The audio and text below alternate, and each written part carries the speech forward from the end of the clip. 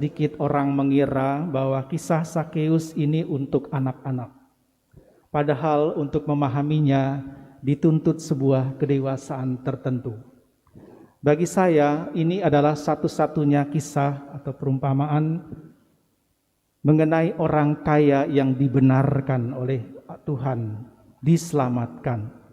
Bisa kita bandingkan dengan orang kaya yang disuruh oleh Yesus untuk menjual semua harta miliknya tetapi enggak mau, berarti enggak diselamatkan.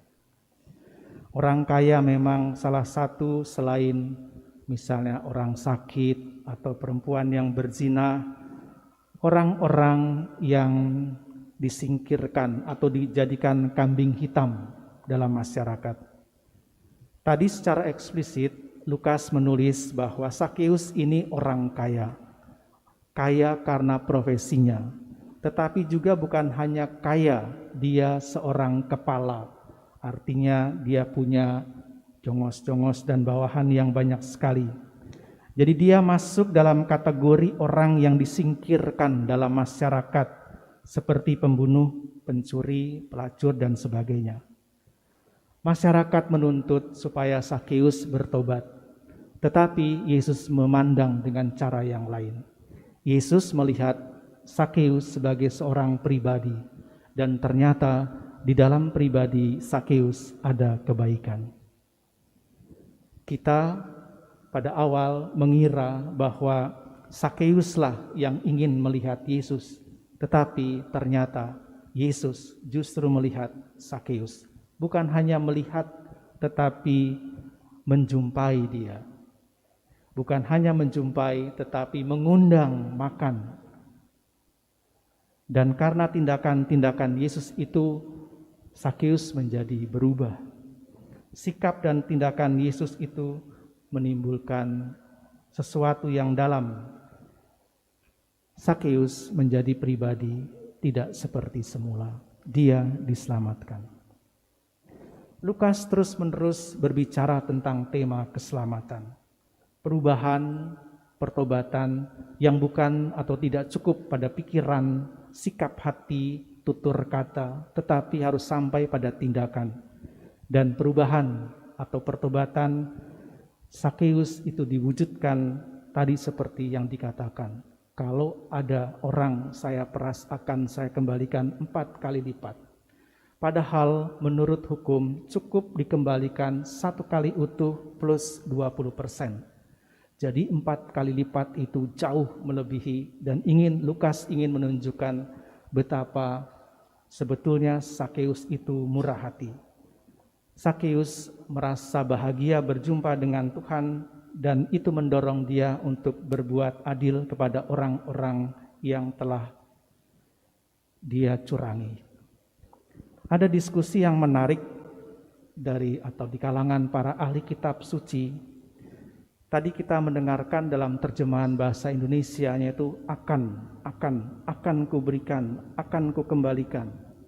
Padahal dalam teks asli bahasa Yunani itu bukan future tense tetapi present tense. Jadi hanya 1 kali terjadi, dia mengembalikan, dia memberikan kembali, dan seterusnya.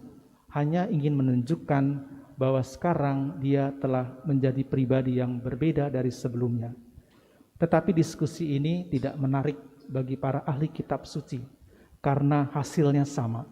Baik future maupun present, sama-sama Sakeus telah berubah.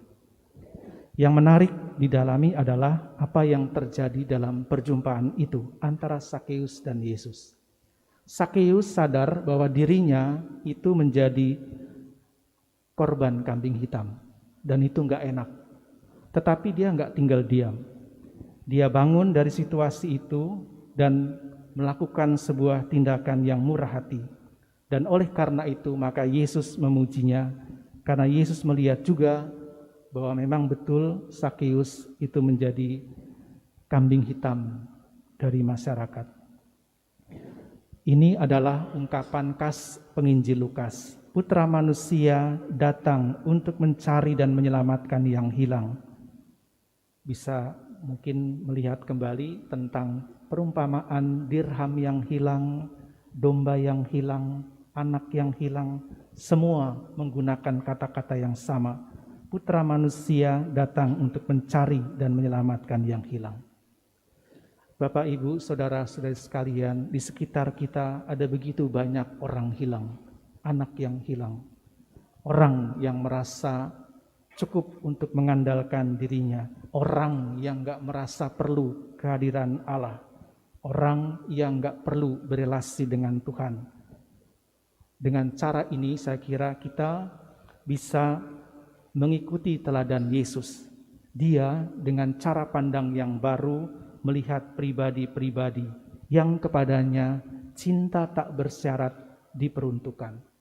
Di lain pihak, kita juga bisa mengikuti teladan Sakeus yang mempunyai kebebasan rohani dalam mengikuti Yesus. Di satu pihak, terus-menerus kita perlu menjalin relasi dengan Yesus dan memperbaharui dalam setiap peristiwa hidup kita, manakala lebih-lebih ketika kita mengalami krisis dalam iman kita. Tetapi di lain pihak, kita perlu meneruskan kasih yang kita peroleh dari Yesus kepada orang banyak. Dengan cara itu, maka kita akan diselamatkan, dibenarkan oleh Allah. Ternyata kata Sakeus itu berarti benar, murni. Makanya tadi saya bilang ini adalah kisah orang kaya yang dibenarkan oleh Allah. Amin.